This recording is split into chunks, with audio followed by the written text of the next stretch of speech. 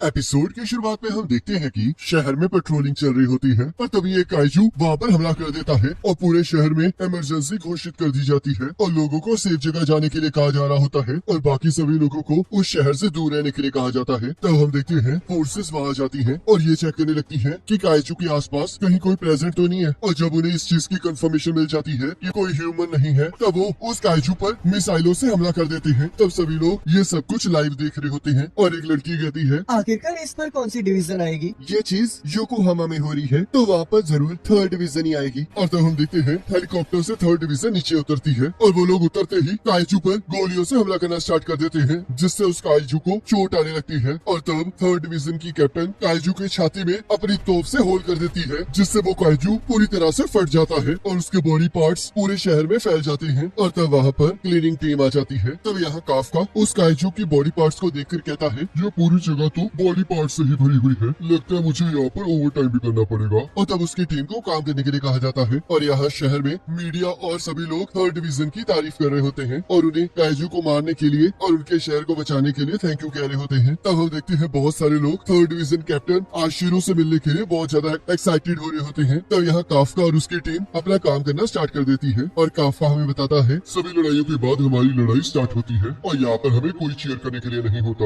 और ना ही कोई हमें थैंक यू कहता है, पर ये फिर भी काइजू के अगेंस्ट हमारी लड़ाई है। तभी एक ड्रोन उसके पास सैंपल लेने आया होता है और तब वो उसे सैंपल दे देता है और अपने साथी से कहता है, मैं इसे यहाँ से नहीं काट पा रहा हूँ तो इसलिए मुझे फैट जैमिंग कटर ला कर दो। और तब वो देखता है उसका एक साथी एक ऑर्गन को लिफ्ट करने लगता है। तब काफका उसे लिफ्ट करने के लिए मना करने लगता है पर हम देखते हैं तब तक बहुत ज्यादा देर हो चुकी होती है और वो ऑर्गन फट जाता है जिससे गरम गरम खून उसके ऊपर गिरता है और उस पर्सन की स्किन थोड़ी सी जल जाती है। तब काफका उसके पास आ जाता है और उस पर दवाई लगाकर कहता है, चिंता मत करो, कभी कभार ऐसा होता रहता है और हाँ, इसके लिए वर्कर कम्पनसेशन जरूर मांग लेना। जब भी थर्ड डिवीजन काम करती है तो चीजें सच में बहुत ज्यादा बिगड़ जाती है और ये बताना बहुत मुश्किल हो जाता है कि कौन से ऑर्गन्स हैं और कौन से नहीं। पर मुझे यकीन नहीं आ रहा कि वो चाहते हैं कि हम इसे एक हफ्ते में हटा दें। तभी उसका एक साथी वहाँ जाता है और कहता है, काफका, तुम्हारे लिए एक नई जॉब है, तुम्हें इंटेस्टाइन्स के पास जाना होगा। जिसे सुनकर वो बहुत ज्यादा डर जाता है और वहाँ से भागने लगता है। तो उसका साथी इस बात के लिए जोर जोर से हंसने लगता है और एक पर्सन उसे पकड़कर कहता है, तुम्हें साथ चलना ही होगा और वैसे भी मैंने मैनेजमेंट से परमिशन मांग ली है। तब एक पर्सन कहता है, मैंने सुना है कि इंटेस्टाइन की जॉब बहुत ज्यादा मुश्किल होती है, क्या ये सच है? जरा ध्यान से सोचो, आखिरकार उनमें होगा क्या, फिर मुझे बताना कि वो मुश्किल है या नहीं। तब यहाँ काफका सोचता है, आखिरकार क्यों हमेशा मुझे इस ड्यूटी पर भेज दिया जाता है। और तब उसे उल्टी आने लगती है और हम देखते हैं वो उस काइजू की पोटी साफ करने लग जाता है। तब यह रात को काफका कहता है, मैं पूरी तरह से थक चुका हूँ और मुझे अभी भी उस चीज की स्मेल आ रही है। तब यहाँ न्यूज में थर्ड डिवीजन कैप्टन आशिरो के बारे में बताया जा रहा होता है और उसमें न्यूज एंकर कहती है, कैप्टन आशिरो भी सिर्फ 27 सालों की है पर उसने इतने कम उम्र में भी 100 से भी ज्यादा काइजू को मार डाला है। और तब काफका अपना बचपन याद करने लगता है जिसमें उसने आशिरो को कहा होता है कि वो दोनों मिलकर सारे काइजूस को खत्म कर देंगे। तब यहाँ काफका कहता है, आखिरकार मैं इस जगह कैसे आ गया। पर रुको, मुझे इसके बारे में नहीं सोचना चाहिए था। क्लीनिंग करना भी बहुत इंपॉर्टेंट जॉब है और इससे तो मैं सोसाइटी की मदद कर रहा हूँ जिसकी वजह से मैं इतने अच्छे घर में रह रहा हूँ और अच्छा खाना खा पा रहा हूँ। क्या ये अच्छी बात नहीं है? और तो वो अगले दिन फिर से काम पर चला जाता है जहाँ उसका एक साथी कहता है, काफका आज हमारे साथ एक नया पार्ट टाइमर काम करना शुरू कर रहा है और इसका नाम इचिकावा है। इसका कहना है कि इसे भी डिफेंस फोर्स ज्वाइन करनी है। और इचिकावा काफका भी कभी डिफेंस फोर्स ज्वाइन करना चाहता था पर अब ये सब कुछ छोड़ चुका है और अब ये यहाँ के फर्नीचर का पार्ट है जिससे काफका को बिल्कुल अच्छा नहीं लगता और वो कहता है, ऐसे बच्चे को डराना बंद करो। तो इचिकावा कहता है, सुनिए सर, आखिरकार आपने हार क्यों मानी? मैंने बहुत ज्यादा कोशिश की पर जैसे कि तुम्हें पता ही है कि तुम चाहे जितने मर्जी अच्छे हो और कोई न कोई तुमसे अच्छा जरूर होगा। और तुम ये भी कह सकते हो कि मैं ये जान चुका था कि मैं इस लिमिट से आगे नहीं बढ़ पाऊंगा। जब तुम बड़े हो जाओगे तब तुम्हें इस बात का एहसास हो जाएगा। ऐसा कुछ नहीं होने वाला क्योंकि मैं कभी हार नहीं मानूंगा, तो इसलिए जब तक मैं मरता नहीं तब तक मुझे कुछ पता नहीं चलेगा। और तब वो चेंज करने चला जाता है। तो टोकू कहता है, मुझे लगा था तुम दोनों की अच्छी बनेगी।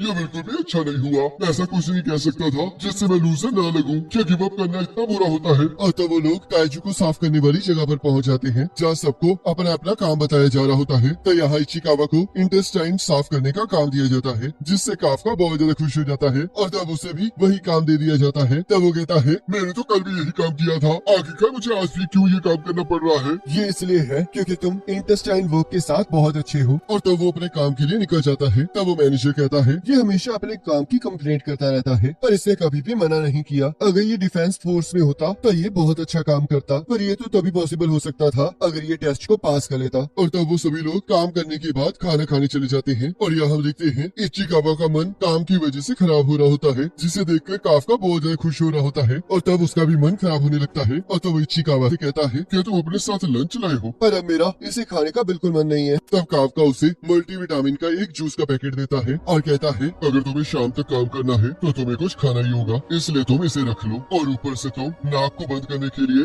ये ले लो, इससे तुम्हें काम करने में आसानी होगी। तब इचिकावा उस चीज के लिए मना करने लगता है। तब काफका उसे जबरदस्ती उसे पहनाने की कोशिश करने लगता है। उसके बाद वो सभी लोग काइजू की पोटी को साफ करने वाले काम पर लग जाते हैं और काम खत्म होने के बाद वहाँ से चले जाते हैं। तब यहाँ काफका कुछ इंस्पेक्शन कर रहा होता है और कहता है, शुक्र है आखिरकार सबसे बदबूदार जॉब खत्म ही हो गई। तब इचिकावा वहाँ आ जाता है। तब काफका कहता है, क्या तुम इससे बदला लेने आए हो क्योंकि मैंने लंच में तुम्हारे साथ वो किया था? ऐसी बात नहीं है, मैं तो आपका शुक्रिया अदा करने आया हूँ क्योंकि आप ही की वजह से मैं अपने पहले दिन टिक पाया हूँ, तो इसलिए थैंक यू। और हाँ, डिफेंस फोर्स की एप्लीकेशन के लिए वो लोग एज लिमिट को 32 कर रहे हैं क्योंकि उन्हें और ज्यादा यंग लोग नहीं मिल रहे हैं। वैसे मैं आपको ये तो नहीं बता सकता कि आप अपनी लाइफ के साथ क्या करेंगे, पर जब आपने पहले कहा था कि आप हार मान चुके हैं तब आप बहुत ज्यादा उदास लग रहे थे, पर मुझे इससे कोई फर्क नहीं पड़ता और अगर मैं गलत हूँ तो आप इस चीज को यहीं छोड़ सकते हैं, मुझे उससे कोई प्रॉब्लम नहीं है, तो इसलिए good night. Ichikawa thank you, तुम सच में बहुत अच्छे हो। ऐसा कुछ नहीं है। और तभी एक काइजू उसके ऊपर हमला कर देता है और जैसे उसे खाने लगता है काफका उसे बचा लेता है और तो वह काइजू फिर से इचिकावा पर हमला कर देता है, पर काफका उसे लात मारकर दूर फेंक देता है।